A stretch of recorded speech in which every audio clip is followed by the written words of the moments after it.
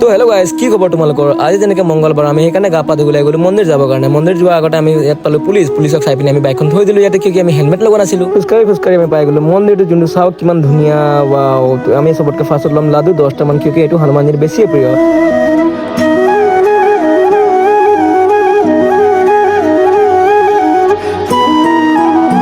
Guys, মন্দিৰৰ ভিতৰত সোমোৱাৰ লগে লগে চালো ইমান বেছিকে ভিৰ, সেইকাৰণে মই আৰু মোৰ লগৰটোৱে চাকি আৰু ধূপকাঠি জ্বলাই গুচি গ'লো ওপৰলে গৈ আমি ধুনীয়াকৈ পূজা কৰিলোঁ একদম মন দি, আৰু এখন চোৱা ফটো উঠিলোঁ, কেনেকুৱা লাগিছে ক'বা কমেণ্টত।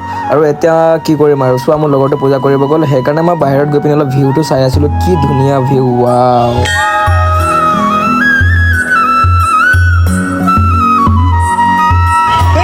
তো গাইজ, আমাৰ পূজা কৰা হৈ গ'ল, এতিয়া আমি গৈ আছোঁ ঘৰলৈ। তো চবতকৈ ফাৰ্ষ্টত জোতাটো পিন্ধি ল'ম, জোতাটো পিন্ধি যাওঁ বাইকলৈ। বাইকটো ক'ত হৈছে জানাই, বহুত দূৰত, কিয় আমি হেলমেট পিন্ধি অহা নাছিলোঁ কাৰণে পুলিচ পইণ্টটো পাৰ হ'বৰ কাৰণে বহুত ভয় লাগিছিল। তো এতিয়া আমি বাইকত বহি পিনি গৈ আছোঁ, চোৱা আকৌ ৰং চাইডত গৈ আছোঁ, আকৌ মামাই খালি চালান নাকাটিলে হ'ল। চ' গাইজ, বাই বাই, আকৌ লগ পাম তোমাৰ নতুন এটা ব্লগ লৈ।